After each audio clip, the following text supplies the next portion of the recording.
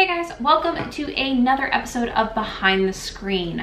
So today I want to talk about tables. I know that sounds crazy, but tables are something that pretty much encompass a DM's life when it comes to planning a encounter. Yes, you have to choose your monsters, you have your setting, but the thing that always trips me up, that I always make sure that I remember now, especially when I was first DMing, this was always a problem, was what loot is in the room? How do you keep it random? What do you do? And I actually searched online a lot for different tables of random loot, random treasures, what's that random one magical item that they're gonna find. And there are a lot of really amazing tables out there that you can use. You know, this is something that Wizards of the Coast has bountifully supplied us, especially with the publication of Xanathar's Guide, which came out in November. Now, I know a lot of people, when they got this book, they were super excited about the different class choices for all of the different characters, also new spells. Those got the most attention, but I want to talk for a second about the tables that are available in this book. So, why do I find tables to be so helpful? Often when you are looking for something and you want it to be random, or you're interested in it sort of being, you don't want to have to put a lot of thought into it, you just want it to happen, a table is very helpful. You know, from the DM side, it's like I was saying, you can have loot, you could have which random monsters. There's actually a whole section in this book and in other books of random encounters. A fair portion of Xanathar's is actually devoted to random encounters, a world of possibilities. There are almost 20 pages of tables of encounters in different types of locations where you can encounter anything from a abominable yeti in a Arctic encounter all the way to a 2d4 worth of kenku in a forest encounter. So having a table to roll on, especially if you're having adventurers that are going out and just experiencing the world, this makes your job as the DM much easier. So I think they're very helpful.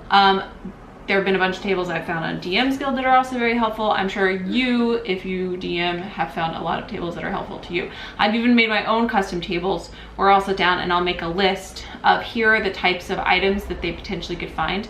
I did this specifically, I ran a Tal'Dorei Day one-shot, and they were investigating a vampire's library, and I wanted a bunch of interesting books that they could potentially find depending on how well they're investigated. And so I had a table of 6 different books that I came up with. One of them, oh god, now I'm not gonna remember the name of them, but one of them was like Life After Death, Finding Love in the Afterlife. Like, I came up with totally random, hilarious titles of these books that happen to be in this vampire's library. Obviously, if you know Critical Role, you know Tal'Dorei, you know Whitestone. It was a vampire campaign, or a vampire one-shot set in Whitestone. It was really great.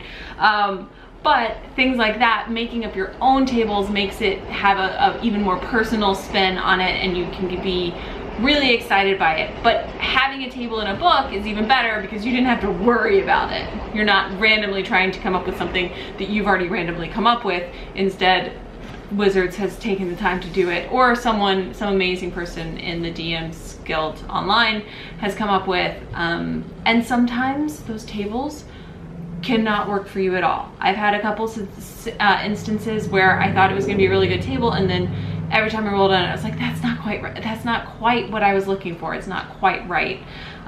So flip side, you can have some really awesome ones. I rolled on a table of minor magical items because my characters in my Cyrodiil, my homebrew campaign, had asked the local supplier of items, the local merchant, who was a traveling salesman, if he had anything unusual, and so I just rolled on a table to see what unusual item it was, and it happened to be a ring of protection against lightning. But the flaw was that when you wore it and you were attuned to it, you had a cloud hanging over your head, literally. And so they didn't end up taking it, and I rolled on it completely randomly. They could have taken it, and then they encountered a hag who had lightning abilities, and they all got struck by lightning, and if they had had a ring of lightning resistance, somebody would have not died in that situation. I didn't plan that, that just happened. So that was one of those wonderful kismet moments where they look back and they're like, we should have bought the ring. And they didn't buy the ring, so it didn't matter. So back to Xanathar's. I do want to specifically talk about it because I think what Wizards is trying to do when they put out books like this is, yes, they're appealing to the masses, but this book was really designed for DMs because of the number of tables that exist in it, and for the players as well. There is an entire section in the back of the book, which is like 10 pages just of names. You know how helpful that is? You know the number of times that I've gone on to Fantasy Name Generator and tried to come up with names for characters or for NPCs or for cities or for small towns or for, you know, thieves guilds? Yes, there's at least NPC name 10 pages in the back of Xanathar's that is so helpful.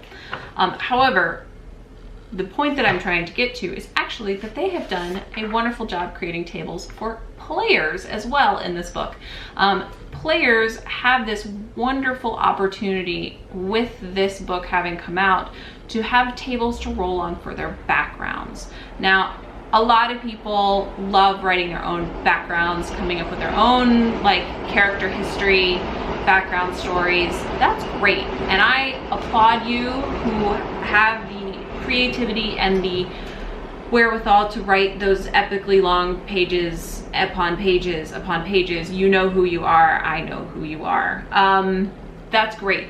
For those people who are not as inspired or who are new to the game, having a table to roll on makes it easier for them to sort of start learning who their character is, especially if you have a group of people that you really want to role play or really get into their characters, where it's not just a one-shot where it doesn't really matter if they follow their character's background or not. But having a table to roll on means that they end up knowing that their paladin ran away from home at an early age and found refuge in a temple, and that's how they became devoted to their god, and now they're out in the world defending people's honor, and they're a lawful good paladin who's an acolyte to the god tier. I don't know, I'm just making that up, and I literally just looked at a table and that was the first thing on the table. That sounds really awesome, right?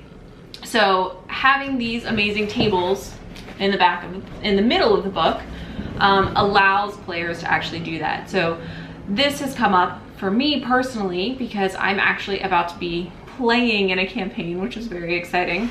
But I was having a hard time coming up with what my character's background is. She is actually a paladin, which is why it was on the tip of my tongue.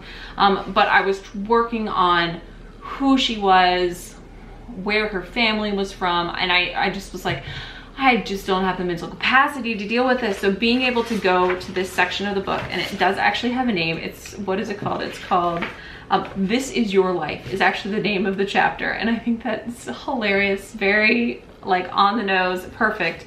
But you can roll on tables to see if you know whether or not you know who your parents are.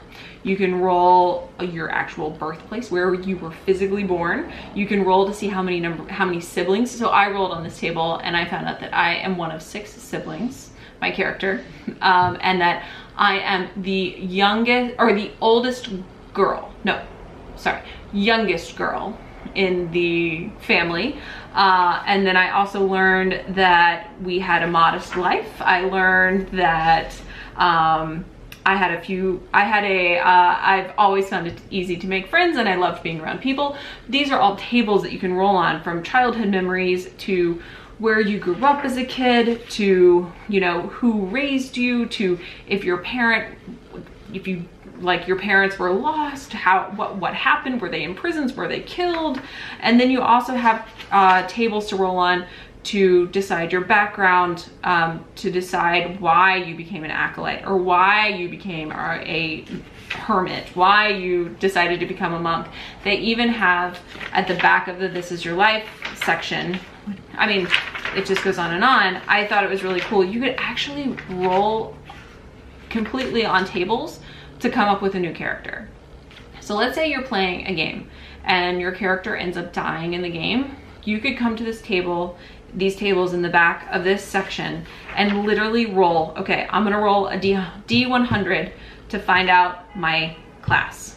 So I roll a D100, I end up with a monk. And then I can roll another D100 and end up with a tiefling. I'm now a tiefling monk. Okay, let me roll on my alignment. You roll 3d6, end up that I am neutral good. Roll again, I can find out what my occupation, like literally there's a table for everything, and I could not be more grateful for this, because often we need those things to help assist us or to help assist our players to make them feel more invested in it, whether that's coming up with backgrounds or helping them develop a new character, or in our case, maybe just coming up with an NPC's name because you know what they're doing, but God almighty, I don't know what dwarf names I should come up with.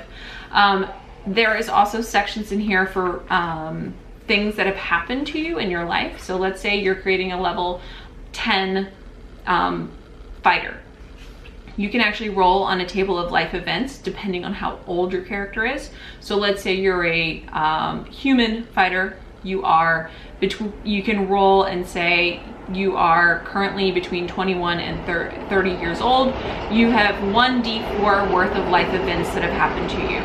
You roll a D100 and you can find out what those life events were. It could be you spent time working in a job related to your background. Start the game with an extra 2d6 gold. Or you encountered something magical. Roll on the Arcane Matters table. There is a table for Arcane Matters. So you flip over to that and you can say, okay, let's see, Arcane Matters, 1d10. You were turned invisible for a time. So how did that affect your character? Let's think about this. This is like a total inspiration, like breeding ground at this point.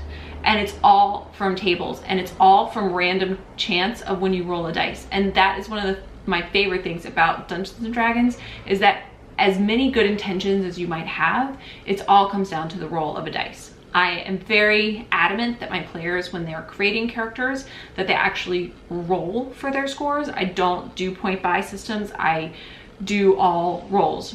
Roll 4d6, drop the lowest, rinse and repeat 6 times. That is how I have my characters roll up their characters. It just, or how I have my players roll up their characters. You know what I'm trying to say. But being able to have a roll of the dice determine how your character is, who your character is, how that's going to affect your experience of them as a player, or how it is going to make big moments happen in a game, is really cool, because it can set off this chain of inspiration that makes it even bigger than the one sentence on the page. So you were turned invisible for a time. Okay, what did that mean? Did you have loved ones who could no longer see you? Did you have one loved one who is very spiritual and thought you were a ghost? Like, what did that mean? What did that do? Or did you use your invisibility for evil? Did you go around stealing things from people? What did you do? So being able to tie one sentence into a grander scheme of things it's epic. It really is. And I'm so grateful to Wizards of the Coast for making tables for us as consumers of their product to roll on, because I really, really cannot thank them enough for giving us these little seeds, these little nuggets to build an entire world from a single sentence on a page. Creativity can be hard. It's not an easy process to be creative.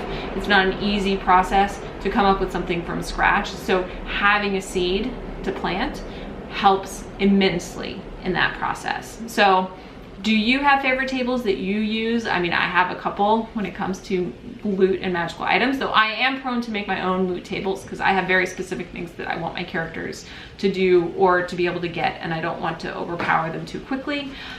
Do you have specific characters that you've built just using tables, or specific encounters that you've had where you rolled on a table and it turned into the most epic encounter of all time? These are all questions that I have. Or do you like tables at all? I'm sure there are people out there who are like purists, who want you to figure out everything on your own. Or if there is a table, it's because you're doing a very specific adventure and this is how this is supposed to go. But do you feel like tables help or hurt? What is your opinion? Obviously, you can tell I'm a big fan of tables. I also really like order, and it seems order and chaos when you combine tables with a dice roll. There's that element of chance, but it's within a structure, which is very, very nice. So I think that's gonna be it for the day today, guys.